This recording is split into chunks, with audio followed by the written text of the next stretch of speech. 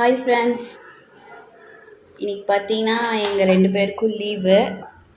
என் husband பார்த்தீங்கன்னா எனக்காக ABC juice போட்டுட்ருக்காரு. ஏபிசினா வந்து ஆப்பிள் கிடையாது, அமலா, கேரட்டு, பீட்ரூட்டு. ஹாய் சொல்லு.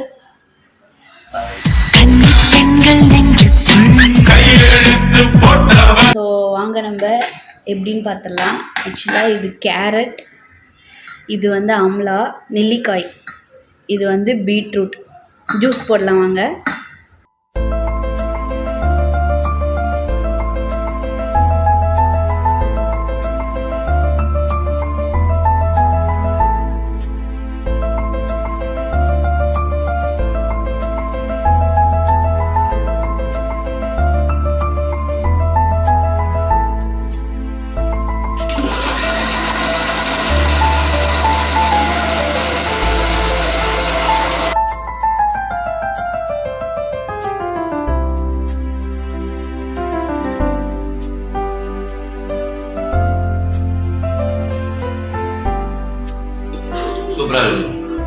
ஹஸ்பண்ட் வந்து எனக்காக மேகி செய்கிறாங்க.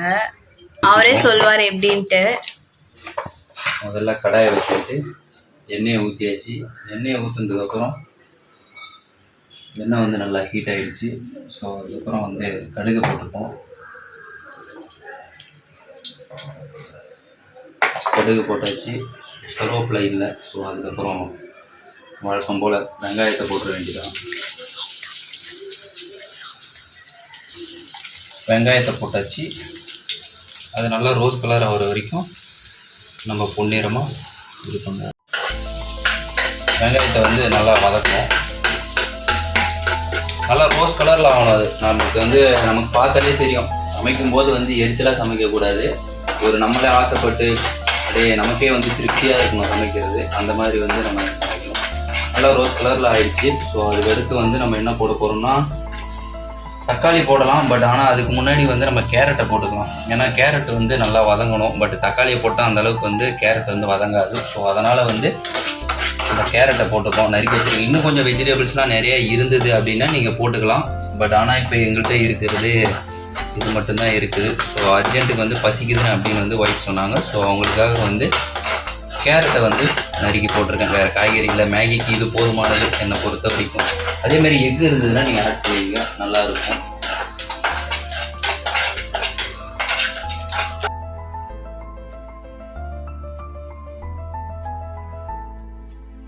கேரட் வந்து நல்லாவே வந்து வதங்கிடுச்சு. வெங்காயம் தீர ஸ்டேஜுக்கு வந்துடுச்சு. ஸோ அதுக்கு முன்னாடி நம்ம இப்போது தக்காளியை போட்டுப்போம். தக்காளியை போட்டு கொஞ்சம் நல்லா வதக்குவோம். என்ன ஒரு நறுமணம், சூப்பராக இருக்குல்ல. சமைக்கும் போதே நமக்கு வந்து வரணும். ஏனோ தானோன்னு சமைக்கக்கூடாது. நமக்கு வந்து திருப்தியாக இருந்தால் தான் அது மற்றவங்களுக்கு வந்து ரொம்ப பிடிக்கும். மட்டும் இல்லாமல் சமையல்காரங்க மோஸ்ட்லி வந்து நல்லா சமைக்கிறவங்க வந்து அவங்க சமைச்சாலே அவங்க சாப்பிட்ட மாதிரி இருக்கும். அதனாலே மோஸ்ட்லி அவங்க சமைச்சதை அவங்க சாப்பிடவே மாட்டாங்க, நல்லா சமைக்கிறவங்க.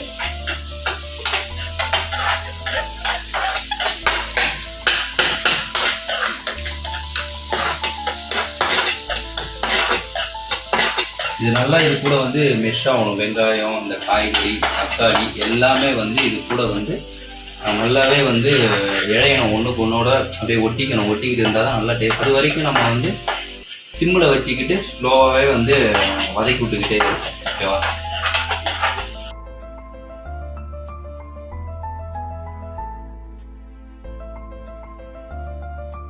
கொதிச்சிருக்குன்னு நினைக்கிறேன். நம்ம இப்போது இதை தட்டை ஓப்பன் பண்ணிட்டு மேகி வந்து போடலாம்னு நினைக்கிறேன்.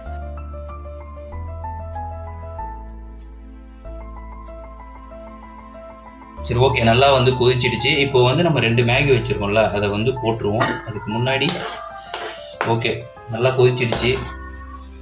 ஓகே, இப்போ வந்து நம்ம 2 மேகி வச்சுருக்கோம்ல, இந்த 2 மேகி வந்து நம்ம போட்டுருவோம். ஓகேவா? முட்டை இருந்ததுன்னா இன்னும் பெட்டராக இருக்கும். நீங்கள் மேகி நல்லா போட்டுட்டு அது நல்லா கொதிச்சுட்டு அந்த ஃப்ரெஷ் ஃபினிஷ் எண்டுக்கு வரும்போது வந்து தண்ணியெல்லாம் வற்றி போயிடும். வற்றி போனதுக்கப்புறம் வந்து முட்டை போட்டிங்க அப்படின்னா, முட்டை போட்டு கிளறீங்க அப்படின்னா அந்த மேகி வந்து சூப்பராக இருக்கும். சரி, ஓகே. இப்போ நல்லா கொதிச்சுட்டு இருக்குது. இதை லைட்டாக அப்படியே உடச்சி விடுவோம்.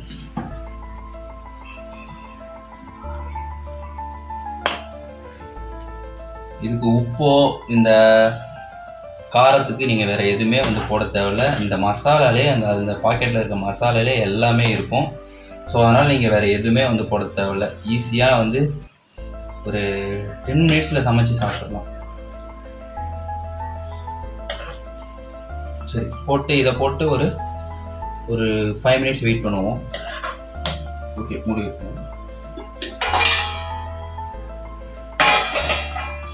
நம்ம அதை அப்படியே விட்டோன்னா அது வந்து தீஞ்சு போகிறதுக்கு கூட, தண்ணி சுண்டி போய் பார்க்காம விட்டோன்னா தீஞ்சு போகிறதுக்கு கூட வாய்ப்பு உண்டு. ஸோ அதனால் வந்து நான் எடுத்துட்டேன்.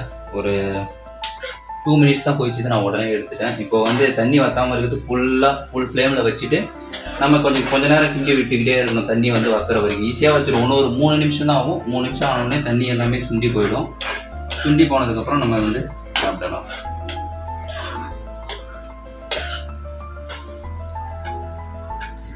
ஸ்பைஸியாக வந்துட்டுருக்கு. தேவைப்பட்டால் உங்களுக்கு வந்து சோயா சாஸ் ஏதாவது நீங்கள் வீட்டில் வச்சுருந்தீங்க அப்படின்னா அதை கொஞ்சோண்டு எடுத்து ஊற்றிக்கலாம். சோயா சாஸ் நல்லாயிருக்கும்.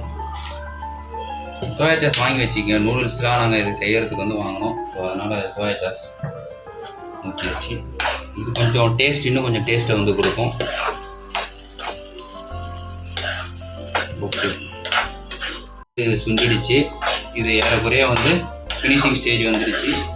நம்ம இதை பரிமாறி சாப்பிட தயாரிச்சு. முட்டை மட்டும் தான் மிஸ் ஆகுது. நான் எப்பயுமே வந்து மேகி செஞ்சேன்னா வந்து ஒரு 2 முட்டை உடச்சி ஊற்றினா தான் அதோட டேஸ்ட்டு கொஞ்சம் அதிகமாகவே இருக்கும். முட்டை தான் மிஸ் ஆகிடுச்சு. பார்க்கலாம், நெக்ஸ்ட் டைம் வந்து முட்டை கூட. இன்னொன்று, நூடுல்ஸ் நல்லாயிருக்கும். நம்ம வீட்லேயே வந்து கடையில் சாப்பிட்றத விட இதெல்லாம் நீங்கள் வீட்லேயே நூடுல்ஸாக செஞ்சு, மேகியை சொல்லலை, நூடுல்ஸை வந்து நீங்கள் கடையிலேயே மொத்தமாக பண்டலாக பாக்கெட் வாங்கிட்டு வந்து காய்கறி, கோஸ், அதுக்கு தேவையானதெல்லாம் வாங்கிட்டு வந்து வீட்டிலே செஞ்சு சாப்பிட்டீங்க அப்படின்னா ஹெல்த்தியாகவும் இருக்கும், நல்லா டேஸ்ட்டாகவும் இருக்கும். பார்க்கலாம், இன்னொரு வீடியோவில் வந்து நம்ம நூடுல்ஸ் எப்படி செய்கிறது அப்படின்னு வந்து பார்க்கலாம். அந்த செய்யலாம். ஓகே, ஃபுல்லி இப்போ ப்ரிப்பேர் ஆகிடுச்சு, சாப்பிட தயாராகிடுச்சு. வாங்க சாப்பிடலாம். இப்போது ஸ்பைசியாக மேகி வந்து ரெடி ஆகிடுச்சு. ரொம்பவே வந்து டேஸ்ட்டாக இருக்கும்னு நினைக்கிறேன். சாப்பிட்டு பார்த்தா தான் தெரியும். சாப்பிட தயாராகிடுச்சு.